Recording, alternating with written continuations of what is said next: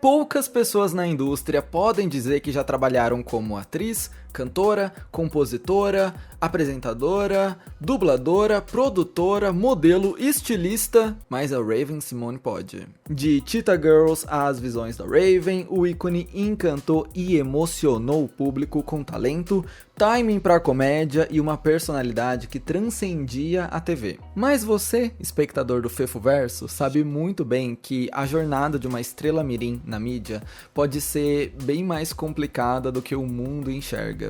Pois então, imagine para uma garota negra e com um corpo que, pro padrão dos anos 2000, era considerado gordo.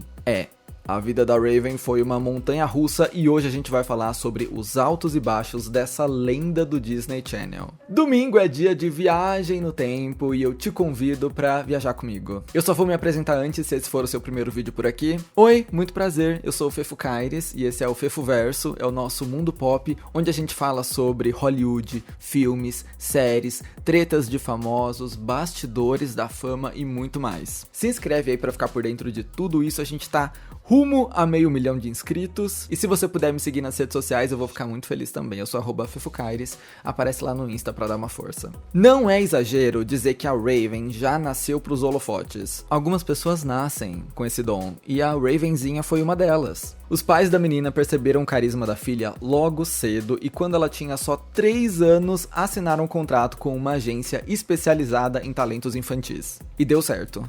Antes de completar 5 anos, a Raven já tinha feito mais de 12 comerciais. O que vamos combinar é muita coisa. 5 anos! Lembra aqui no Brasil daquelas crianças que apareciam em todos os comerciais dos anos 2000 e elas eram conhecidas como o fulano do comercial de iogurte? A Raven já começou a ter o seu rosto marcado assim, só que na transição dos anos 80 para os anos 90. E às vezes, tudo o que você precisa é estar na hora certa e no lugar certo. Naquela época, a Raven fez teste para um filme chamado Ghost Dad, que era estrelado pelo Bill Cosby, mas ela acabou sendo considerada nova demais para o papel. Só que o Bill ficou tão impressionado com o carisma e o timing cômico dela que decidiu criar uma personagem especialmente para Raven em The Cosby Show, o sitcom dele, que era uma das coisas mais assistidas da TV. Nascia ali a pequena Olivia Kendall, que logo virou uma das queridinhas do público e você imagina o motivo. Carisma de Raven-Symoné. A gente precisa fazer um vídeo sobre a história do Bill Cosby,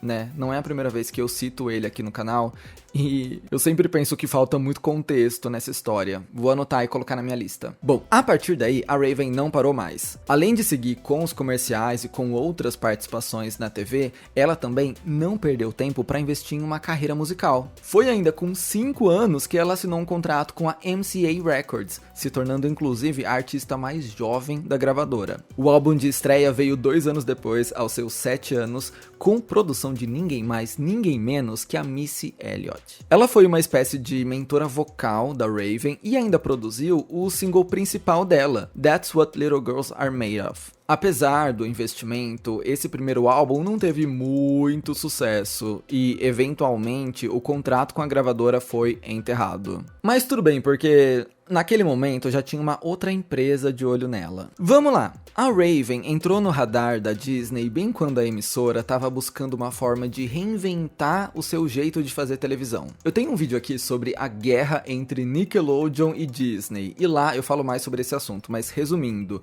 nos anos 90, a Disney queria investir em mais produções com jovens talentosos para fisgar aquelas crianças que ainda estavam entrando na adolescência. Nesse cenário surgem nomes importantes: Shia LaBeouf, Hilary Duff e Raven-Symoné. As portas da Disney se abriram para ela em 1999 no filme Zenon, a Garota do Século XXI, que foi exibido pelo Disney Channel e bateu recorde de audiência na época. Aqui, a Raven ainda não era protagonista, mas já estava roubando cena. E a gente tá falando da Disney porque foi lá que a Raven construiu seu legado, mas a essa altura do campeonato, ela já estava em tudo. Em filmes como Dr. Dolittle e Dr. Dolittle 2, ela estava lançando seu segundo álbum, o Undeniable, que vendeu pouco, mas rendeu uma turnê com o NSYNC, então beleza. E em séries como Eu, a Patroa e as Crianças e por aí vai. Dava pra sentir que essa garota tinha futuro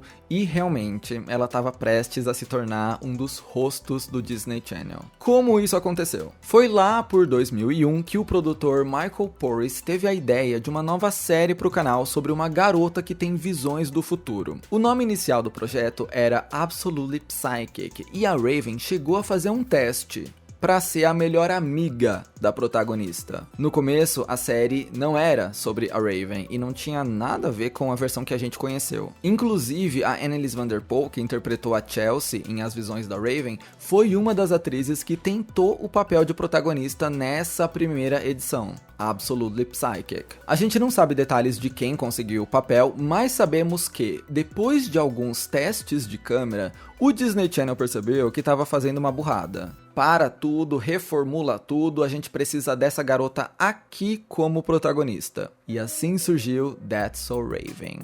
Imagina roubar tanto a cena que um canal para de fazer uma série, muda tudo para colocar você como protagonista.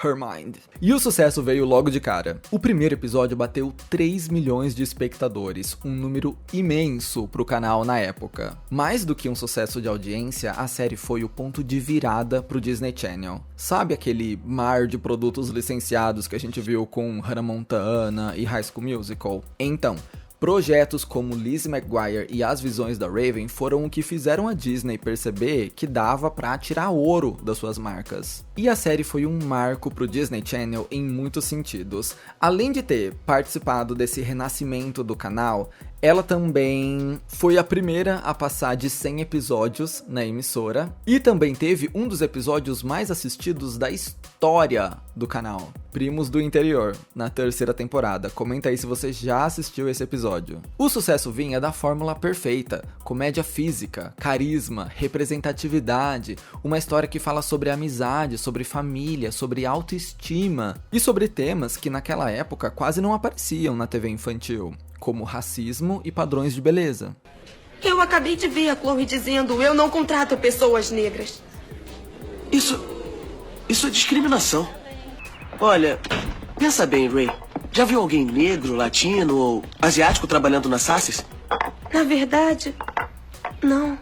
Eu não acredito que as pessoas ainda tenham tanto preconceito. Pois tem, Chelsea. Mas por trás de todo esse glamour, tinha uma outra história. Você lembra como era a representatividade nos anos 2000? Primeiro, que se tinha alguma representatividade, era difícil fugir dos estereótipos. Segundo, que o padrão de beleza era branca e com ossos aparecendo. Então, imagina crescer nesse ambiente sendo uma menina preta, fora dos padrões e com todos os olhos voltados para ela. Pois é, não foi fácil. Temos como prova o relato de gente que trabalhava no canal. No livro Disney High: The Untold Story of the Rise and Fall of Disney Channel's Twin Empire, lançado pela Ashley Spencer em 2024, a gente descobriu alguns bastidores bizarros dessa época. Eu já trouxe coisa desse livro aqui no meu vídeo sobre os bastidores de High School Musical, e um dos relatos mais chocantes sobre as visões da Raven veio de um dos próprios produtores da série. Ele contou que a equipe normalmente editava o corpo da Raven digitalmente para ele parecer mais magro. E isso teria acontecido inclusive em um episódio que falava sobre ela aceitar o seu peso. O EP em questão é That's So Not Raven, na segunda temporada. A Raven passa o episódio inteiro fazendo de tudo para emagrecer até no final aceitar que seu corpo é perfeito do jeitinho que é. Na teoria, lindo.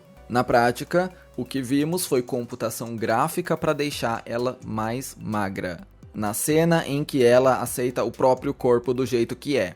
What? Olha o tamanho da hipocrisia. É o maior exemplo de que a realidade é uma na frente das câmeras e outra atrás. O produtor disse, abre aspas, é uma vergonha, não sei como eles puderam se encarar e fazer isso. Exatamente a mesma coisa que a personagem tá passando foi feito com a atriz. É chocante como simplesmente ignoraram isso. E esse não era o único problema que a Raven enfrentava na época. A gente precisa falar sobre as Cheetah Girls. O filme musical lançado em 2003, foi um baita sucesso e virou uma franquia inteira. A Raven foi uma das protagonistas dos 2 primeiros, mas no terceiro longa, ela desapareceu. O motivo só foi esclarecido anos depois, quando ela desabafou numa live do Instagram. Basicamente, ela explicou que durante as gravações do segundo filme, ela se sentiu excluída do resto da equipe. Provavelmente numa batalha de ego, ela acabou se isolando. Ela não diz exatamente o que aconteceu, mas diz que o negócio transbordou o profissional e chegou no nível pessoal. E isso afastou ela de todo mundo. Eu incluí isso no roteiro, por mais raso que seja, pra gente entender como esse sentimento de exclusão, esse sentimento de não pertencimento, pode dar contexto para muitas atitudes da Raven. Essa coisa de não se encaixar meio que sempre esteve ali, não por culpa dela. Em entrevistas, a Raven já revelou que ela sofria pressões estéticas dentro de casa desde que começou a trabalhar, na infância. Tanto é que antes de completar 18 anos, ela já tinha passado por 2 cirurgias de redução mamária e uma lipo, todas incentivadas pelo seu próprio pai. E quando a gente junta tudo isso, as cirurgias para se adequar ao padrão da época, os retoques digitais no seu corpo, as roupas de Cheetah Girls que mais escondiam ela do que qualquer coisa, essa sensação de exclusão e a cobrança da própria cabeça, o resultado é uma jovem atriz que estava vivendo o sonho e ao mesmo tempo se sentindo deslocada dentro dele. Tem uma fala da Raven muito curiosa, ela diz que sente que tem 3 cérebros, porque quando você vive tudo isso ao mesmo tempo, você precisa dividir a sua personalidade. Aqui eu estudo, aqui eu trabalho, aqui eu tenho minhas relações, como se tudo isso não fizesse parte de uma Raven só. Ela precisa se dividir em vários papéis, em várias personagens para conseguir organizar os seus sentimentos em relação a tudo que ela faz na vida. Fez sentido? Eu consigo imaginar uma criança, uma adolescente que passa por tanta coisa todos os dias, que tem tantos pensamentos diferentes, tantas vivências diferentes, que interage com tanta gente diferente, que ela precisa criar gavetas para cada personalidade. Por isso, a Raven diz que tem 3 cérebros diferentes dentro dela. É uma definição meio bizarra, que eu nunca tinha ouvido, mas que faz sentido nesse contexto de Child Star. E para mim, tudo isso é um grande exemplo de quando a indústria cria um problema que não consegue resolver. Porque eu tenho certeza que quem assistia às visões da Raven e amava não poderia se importar menos com a barriguinha da Raven, sabe? Inclusive, a série foi um sucesso justamente por causa da identificação das pessoas com essa personagem. Mas era tantas vozes alimentando que aquilo era um problema que de repente virou problema mesmo. Aliás, foi bem difícil pra Raven ver que as próximas estrelas da Disney eram bem diferentes dela. Miley, Demi, Selena. A emissora parecia investir tanto em artistas brancas e magras que pra Raven só sobrava pensar que ela era o erro mesmo, onde a fábrica dá uma escorregada e produz uma coisa com defeito, porque ninguém mais aqui se parece comigo, eu sou o ponto fora da curva. Sem falar que todo o investimento da Disney na Hannah Montana bateu na Raven. Recentemente, ela confessou numa entrevista que ver o surgimento de uma nova geração foi um baque pra ela, abre aspas. Eu era famosa desde os 3 anos e já tinha feito vários programas de TV antes de As Visões da Raven. A Disney sabia disso, mas nunca usou o meu histórico pra construir uma marca ao redor do meu nome, como fez depois com tantas outras garotas. Quando essas novas estrelas chegaram ao canal e usaram a plataforma para alavancarem suas carreiras, eu já estava ali com 18 anos, lidando com meus próprios problemas, cor de pele, peso, os limites que impunham a mim, inclusive lidando com o Orlando, colega de elenco dela na época, bem problemático. Então, na minha cabeça, rolava aquele, mas que... Como assim tá tudo indo tão rápido pra elas, sendo que eu ralei tanto? E obviamente, na época, era porque a Hannah Montana era magra, branca e já tinha a base toda estruturada. É claro que isso não exclui o que aconteceu com a Miley, com a Demi, com a Selena na indústria, mas é a perspectiva da Raven sobre a situação. Como se tudo que já falamos não fosse suficiente, Raven ainda enfrentava uma questão bem pessoal, a sua sexualidade. Desde os 12 anos ela já sabia que gostava de garotas, mas sentia que não podia contar pra ninguém. Em entrevista ao E, ela relembrou: "Olho pra trás e penso, uou, então você gostava de garotas, mas eu não queria contar pros meus pais.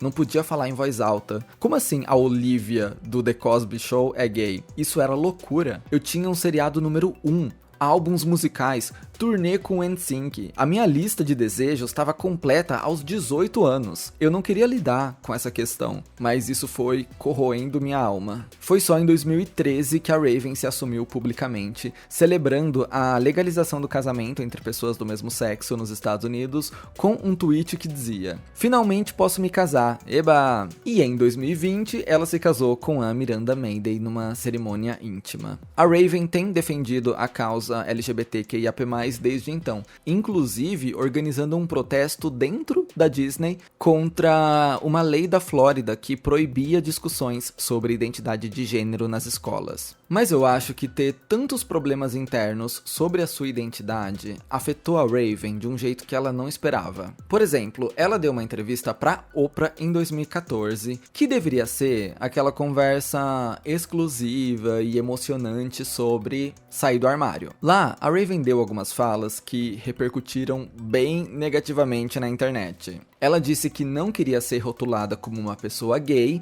e sim como um humano que ama outro humano. Isso porque ela não queria se conformar com os rótulos da sociedade. Ela não queria até ser chamada de afro-americana.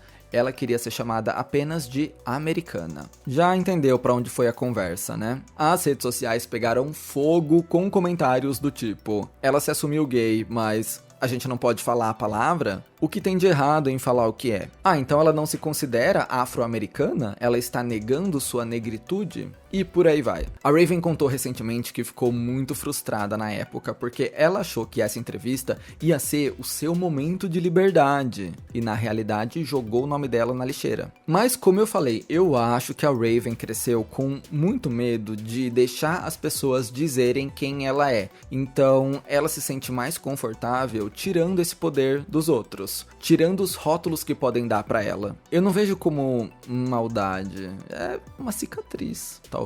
Seguindo aqui com as polêmicas. Em 2015, como comentarista do programa The View, a Raven gerou outra polêmica ao comentar o caso de uma estudante negra que foi agredida por um policial branco numa sala de aula. Apesar de condenar a violência policial, a Raven disse que a estudante deveria ter obedecido às regras da escola, para isso não ter acontecido. Essa fala gerou muita revolta, porque a internet entendeu que ela estava buscando uma justificativa para a agressão. Na época, rolou até uma petição com mais de 100 mil assinaturas pedindo para ela sair do programa, o que rolou só no ano seguinte, 2016, para ela poder focar na produção do spin-off de As Visões da Raven, A Casa da Raven. Fez muito bem para ela sair do The View. Ela não gostou nada dessa experiência e já falou que nunca mais vai apresentar um talk show na vida. Ela vivia brigando com o pessoal de lá também, foi caótico. E não vou mentir, ela falou umas coisas bem problemáticas nesse programa, tá? Vou deixar aí para vocês verem. Can we take back racist and say discriminatory? Because I think that's a better word. Yes, it is a much better That's a better word, and I am very discriminatory against words like the ones that they were saying in those names.